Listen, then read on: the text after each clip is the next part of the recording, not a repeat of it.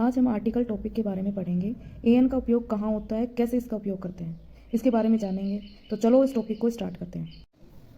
N का use करने के लिए तीन रूल्स होते हैं, तीन नियम्स होते हैं। फर्स्ट तो है नाउन, संज्ञा जो है वो सिंगुलर होनी चाहिए। कैसे होनी चाहिए? सिंगुलर, यानी एक वचन, यानी एक।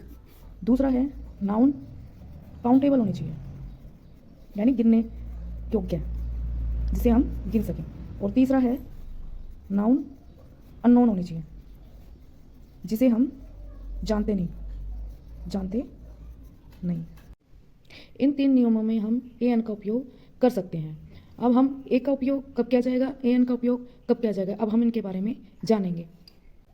यानी कि एन का उपयोग तब होगा जब अंग्रेजी वर्ड का हम उच्चारण करेंगे, तो उस वर्ड का जो पहला अक्षर होगा वो यदि ये अक्षर आते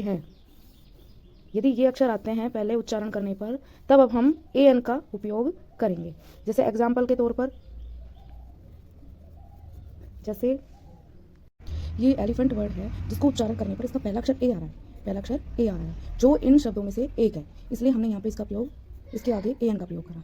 जैसे अगला ऑरेंज का उच्चारण करने पर पहला अक्षर आ रहा है ओ, तो इनमें से ओ एक वर्ड आ रहा है, इसलिए अपन ने किसका उपयोग करेंगे? एन का। आगे देखिए, जैसे एम ए, इसका उच्चारण करने पर ए, तो इसलिए एन का। ए जो शब्द है, अक्षर है, इसमें हिंदी वर्णमाला के अक्षर में से एक है, इसलिए अपन ने यहाँ पे एन का प्रयोग करा। अब और उदाहरण, जैसे और एग्जाम्पल, जैसे अम्ब्रेला, ऐसे स्टार्ट हो रही है उच्चारण करने पे, तो क्या आएगा? A N. S P A आ रहा है, तो क्या आएगा? A N. ठीक है। और एग्जाम्पल हम देखते हैं, जैसे LLB ए आ रहा है, तो क्या आएगा? A N. ये जो उच्चारण करने पर जो वर्ड आ रहे हैं, अक्षर आ रहे हैं, सॉरी, ये इसमें से एक है, इसलिए हमने ए एन का प्रयोग करा। उच्चारण करने पर यदि ये अक्षर आए, ये वर्ण आए, तो हम इसका प्रयोग करेंगे ए एन।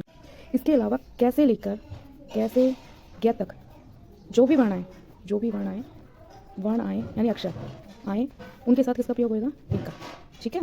जैसे एग्जाम्पल टेबल, इसका उच्चारण करने पर आ रहा है टे, इसलिए क्या आएगा? ए। बुक उच्चारण करने पर आ रहा है बै, तो क्या आएगा? ए। यूनिवर्सिटी उच्चारण करने पर ये आ रहा है, तो क्या आएगा? ए। तो कैसे लेकर ज्ञ तक जो भी अक्षर आएंगे, उनका उच्चारण यदि इन अक्षरों में होता है तो हम ए का प्रयोग करेंगे। अब हम एक और एग्जांपल देखते हैं। ये सेंटेंस दिया हुआ है, देयर इज ब्लैंक ट्री। अब हमें इसमें ए और एन का प्रयोग करना है। पहले हमें देखना होगा जो ये ट्री है, ये हमारे रूल में फॉलो हो रहा है या नहीं हो रहा। पहला रूल था हमारा काउंटेबल, हम ट्री को काउंट कर सकते हैं, हाँ, ये रूल फॉलो हो रहा है। दूसरा रूल था हमारा सिंगुलर, ट्री एक है या बहुवचन है, एक है, ये भी हमारा रूल फॉलो हो रहा है। तीसरा रूल है अननोन।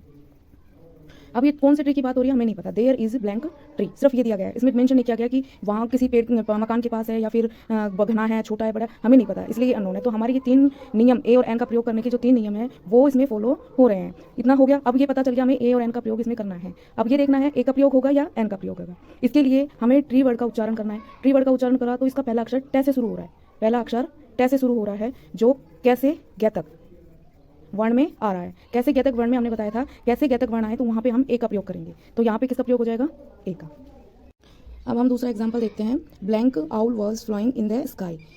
इसमें देखेंगे जो आउल है उसके साथ ए लगेगा या एन का प्रयोग होगा। इसके लिए पहले हम हमारे नियम में जाते हैं कि हमारा पहला नियम है कि काउंटेबल होनी चाहिए नाउन।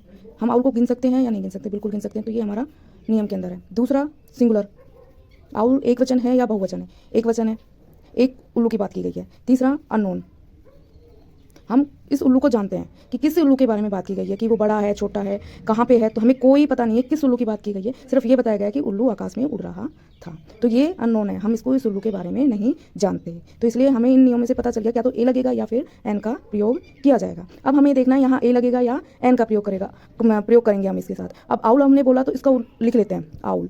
तो पहला जो वर्ण है इसका उच्चारण करने पर आ रहा है, जो हमारे नियम में बताया था मैंने, ऐसे एह तक जो भी वर्ण आएंगे, ऐसे एह तक उच्चारण करने पर जो वर्ण आएंगे उनके साथ ए और ए एन का प्रयोग किया जाएगा। तो हमारे इस सेंटेंस में ए एन का प्रयोग हो जाएगा, क्योंकि इसके अंदर आ रहा है, उच्चारण करने पर पहला अक्षर क्या आ रहा है? आ। तो ये हमारे इस ए से लेकर एह तक के बीच में आ रहा है, इसलिए हमने ए एन का प्रयोग यहाँ पे किया है। धन्यवाद।